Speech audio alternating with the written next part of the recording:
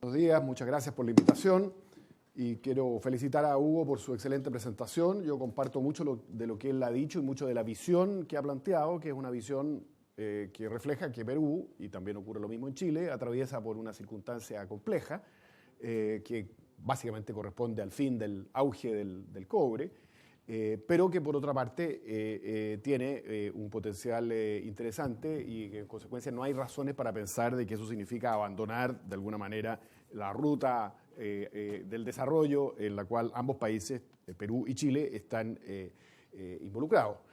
Quiero entonces centrar mis comentarios en una cierta suerte de comparación entre la situación por la cual atraviesa Perú y por la cual atraviesa Chile.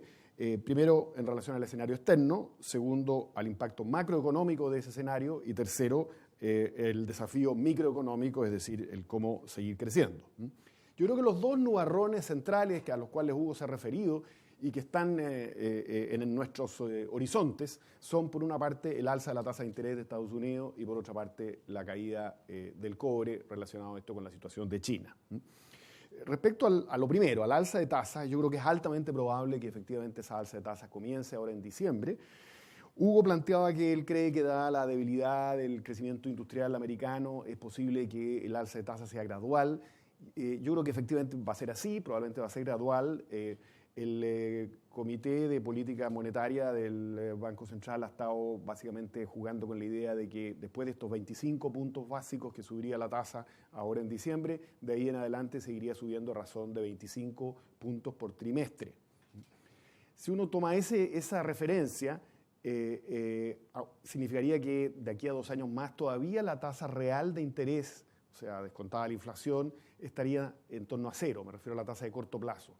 Y eso a mí me resulta difícil de creer. O sea, yo pienso de verdad que el alza de tasa de interés va a ser mucho más rápido de lo que se plantea y en consecuencia va a tener un golpe fuerte sobre las tasas de interés de largo plazo en Estados Unidos y por efecto contagio en el resto de las economías de la región, más probablemente en Perú que en Chile, porque Perú tiene un mercado de capitales menos desarrollado que el nuestro y más dolarizado, y en consecuencia probablemente le va a golpear más.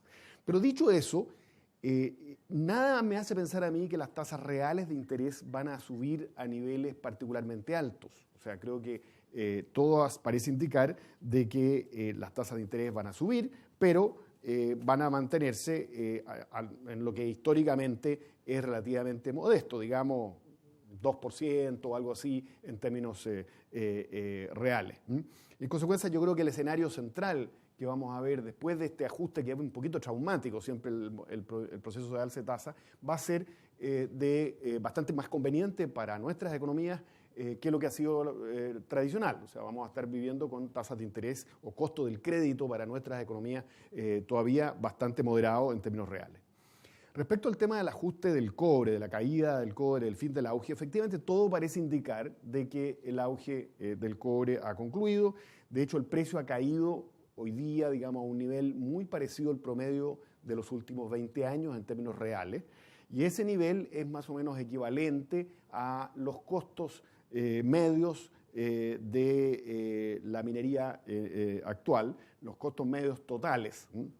Esto significa que, entre paréntesis, puede seguir cayendo porque en este tipo de productos es bastante habitual que los precios se van por debajo de los costos medios, mientras no bajen por debajo los costos variables, el llamado cash cost, sigue habiendo producción, y en consecuencia puede efectivamente caer bastante más el precio en el corto plazo. Y todo esto tiene que ver, como mencionaba Hugo, con dudas respecto al futuro de la economía china. Por un lado está la duda respecto de si la fragilidad financiera significa menor crecimiento más abruptamente de lo que ha estado ocurriendo últimamente. Por otro lado está también el hecho de que la misma China está buscando una estrategia de crecimiento que depende más del consumo y menos de la inversión. La inversión es más intensiva en cobre que el consumo. Entonces, ya sea que a China le va bien en esa estrategia o que le va mal y tiene una desaceleración brusca, por ambos lados resulta que el crecimiento del consumo de cobre sería menor. Dicho eso, sin embargo, hay que hacer dos comentarios. Primero, si bien en el corto plazo esto golpea fuerte a Chile y a Perú, y más a Chile que a Perú, la caída del cobre, en el caso nuestro al menos nosotros tenemos la ventaja de que también está cayendo fuerte el petróleo y eso beneficia más a Chile de lo que beneficia a Perú. A mí me extraña mucho que eso en el debate chileno, aquí hago un paréntesis local, está poco internalizado. Si uno hace el cálculo o sea, la caída del precio del cobre frena la minería, frena la inversión minera y también afecta mucho al fisco. Son dos temas negativos que tienen que ver con el cobre. Pero por otro lado, la caída del precio del petróleo beneficia mucho al sector privado.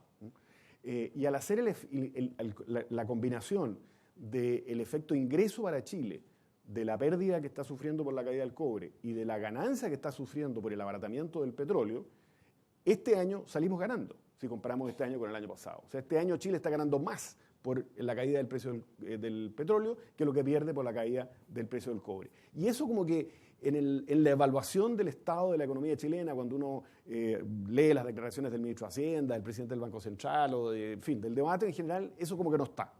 Así que yo creo que para nosotros esto está amortiguando. Que el próximo año puede ser un poquito peor, puede seguir cayendo el cobre y no así el petróleo y podemos entrar en un terreno un poquito más desfavorable. Pero tanto a Chile como a Perú hay un efecto amortiguador porque a Perú también le están cayendo los costos de importar, no solamente energía, sino también otros productos, digamos. Entonces, creo que ese es un factor favorable. Y el otro comentario que hacer respecto a lo del cobre es que si bien hay una caída en este momento, esta baja del cobre yo creo que es muy distinta a la que vivimos en el pasado, en el sentido que no hay una situación alta de inventario. Los futuros aumentos de producción se ven muy limitados. No hay cambios tecnológicos ni en la producción ni en el consumo que nos hagan pensar de que realmente hay una caída más fuerte, digamos, en el cobre más permanente. Y mientras tanto, como planteaba Hugo, se prevé que la economía mundial crezca en torno al 3,5% por año, lo cual va a significar que cada vez va a necesitar más cobre. Entonces, en definitiva, o sea, los escenarios de grandes caídas del precio del cobre, como los que vivimos en los 70 o en los 80, eran mucho peores que esto, creo yo, en cuanto a los fundamentos de mediano plazo del mercado del cobre. Paso ahora al impacto macro.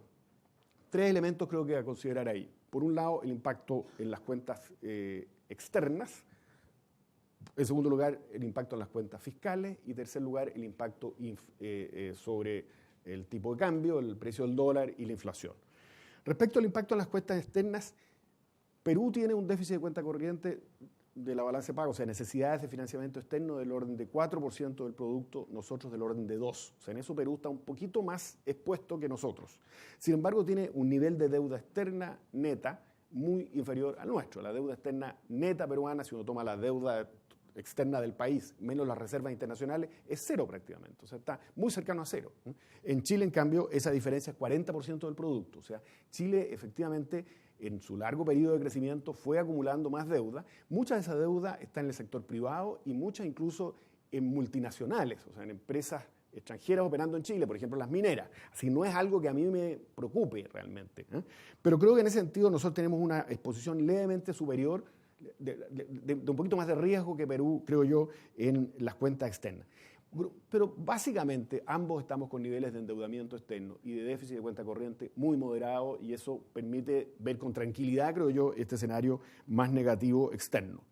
En las cuentas fiscales, la situación de ambos países es bien parecida, ambos con déficit fiscales en torno a 3% del producto, ambos con niveles de endeudamiento público, tanto bruto como neto, muy moderados. La deuda neta chilena es del orden de 7% del producto, la deuda neta peruana es del orden del 5% del producto. Son deudas, estas son del gobierno, deuda menos los fondos, por ejemplo, los fondos soberanos que acumularon, digamos, durante los periodos de vacas gordas. Así que creo que desde el punto de vista fiscal y desde el punto de vista externo, este escenario nos pilla de buena manera. Paso al tercer punto, que es el impacto cambiario. El impacto cambiario, creo yo, o sea, la devaluación o depreciación de la moneda es la reacción natural de los mercados frente a este escenario más negativo y es algo que favorece el desarrollo de nuevas actividades que puedan tomar, digamos, el bastón de la posta, digamos, una vez que la minería desacelera. Y así está ocurriendo en toda América Latina. Menos Perú, eso sí. O sea, en Perú creo que el grado de depreciación de la moneda ha sido muy inferior. Aquí lo que importa naturalmente es la depreciación de la moneda real, que es lo que hace mejorar la competitividad. Y si miramos las cifras de depreciación real de los últimos 2 años, aquí uso yo las cifras del BIS, que lo que mira es el valor de la moneda contra el conjunto de los socios comerciales del país en cuestión y deflactado por los costos del país. En el caso de Brasil y de Colombia, en los últimos 2 años la depreciación de sus monedas ha sido de 30%. Y eso obviamente les va a dar a esos países en algún momento un empujón importante, creo yo, para su crecimiento. En el caso de México ha sido de 16%. En el caso de Chile ha sido de 8%. En el caso de Perú ha sido 0%, de acuerdo al BIS. Perú también ha devaluado en términos nominales, como 20%, pero como todos los demás países también han devaluado su moneda y como hay inflación, el efecto neto es una depreciación real muy baja. Ahora, es cierto que Perú ha tenido una moneda más estable en el tiempo, pero si uno compara ya no los últimos 2 años, sino que el nivel actual del tipo de cambio con este mismo indicador BIS respecto de la historia de los últimos 20 años, que es otra manera de mirar esto mismo, de nuevo ocurre lo mismo. O sea, el que más ha devaluado es Brasil, del orden de 20%, después México y Colombia, después Chile como 10%, y Perú está con la moneda 5% más apreciada que el promedio histórico de los últimos 20 años. O sea, mi lectura de esto es que Perú tiene ahí una tarea pendiente importante que hacer. Me gustaría la reacción de Hugo respecto de esto. Yo sé que para Perú es difícil la depreciación porque tiene un mercado mucho más dolarizado, como 40% de las colocaciones y los depósitos allá son en dólares, como 60% de la deuda corporativa en dólares y no hay un buen mecanismo de coberturas cambiarias como sí existe en Chile. O sea, yo entiendo que es complicado este tema. Eso mismo ha estado llevando al Banco Central de Perú a ser bastante activo, interviniendo, ya sea vendiendo dólares o como hacíamos nosotros en los años 80, cuando yo estaba en el Banco Central, dándoles swaps a los bancos para ir cubriéndoles el riesgo cambiario y permitiéndoles ir desdolarizando a sus clientes. Pero creo que esa es una estrategia que es peligrosona.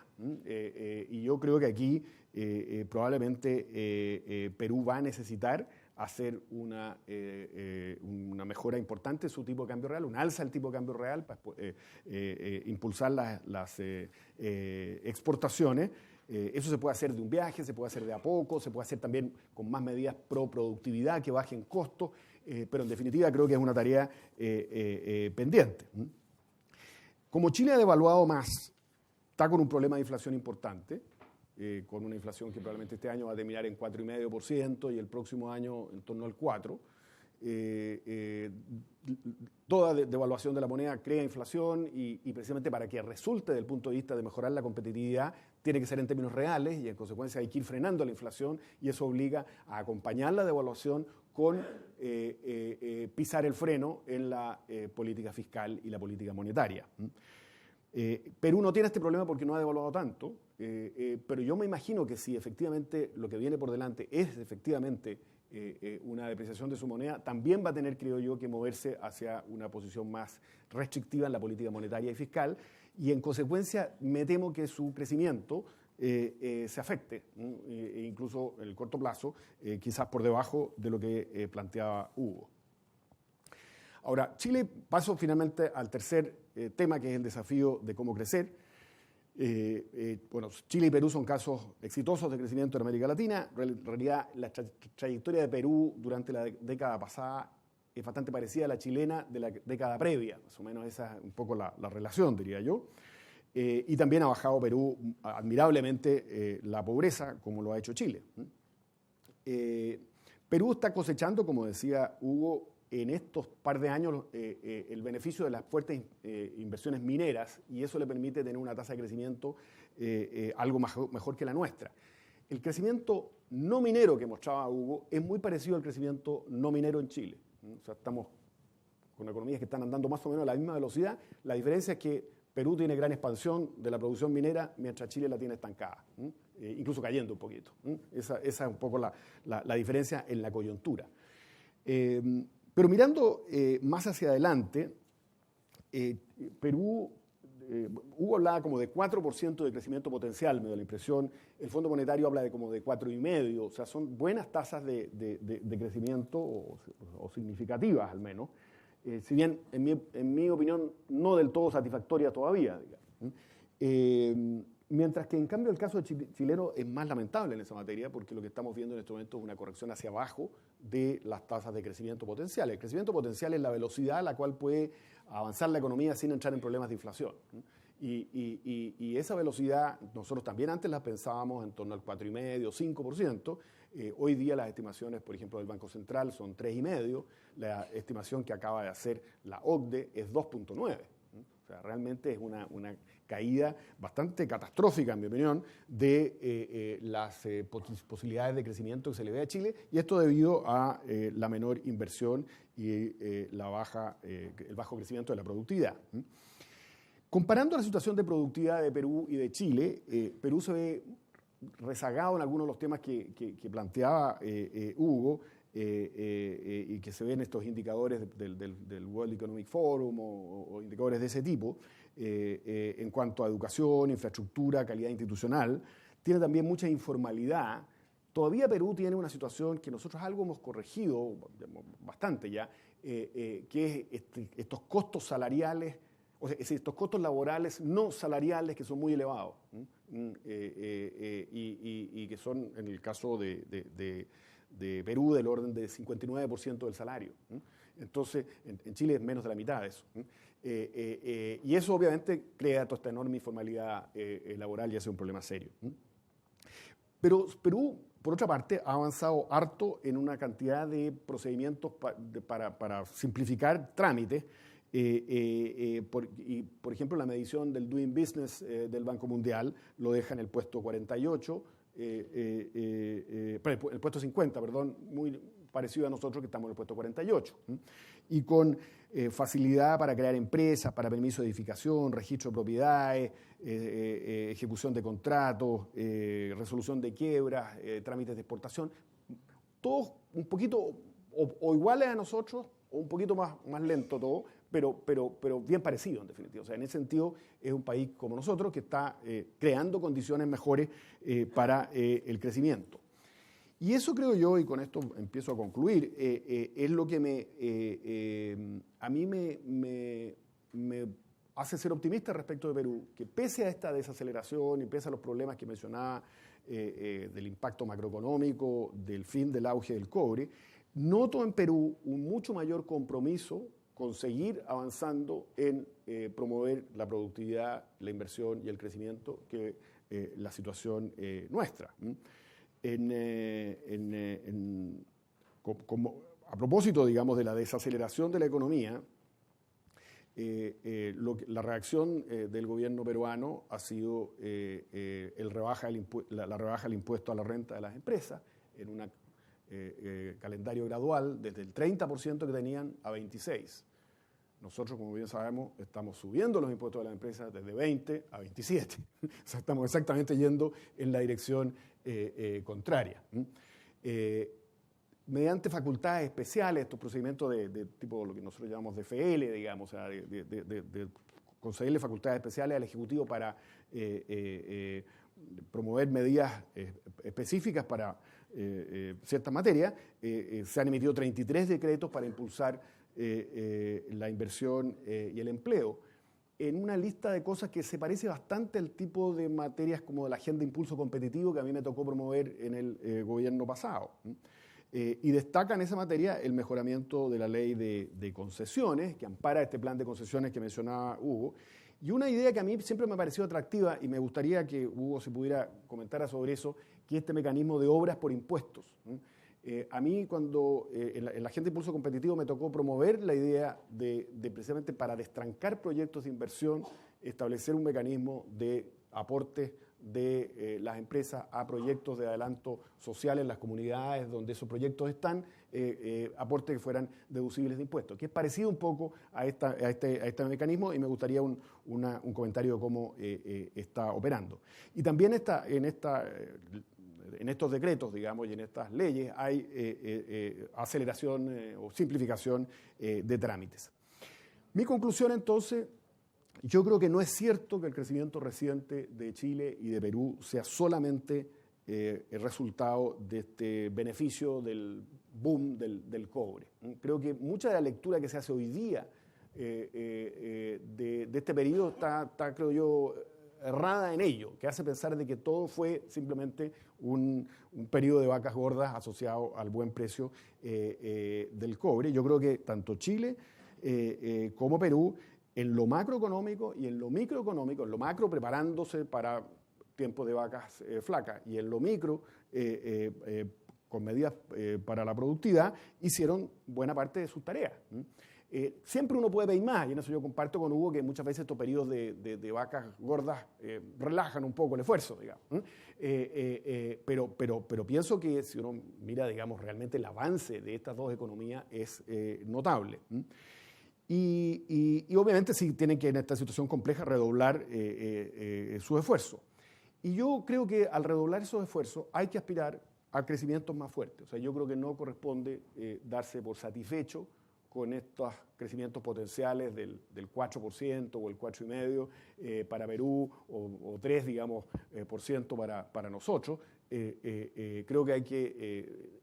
ambas economías, y particularmente la peruana, todavía tienen enormes bolsones de ineficiencia que son superables con buenas políticas económicas y que permitirían crecer perfectamente al 5 o al 6% sostenidamente si se adoptan las medidas correctas. Muchas gracias.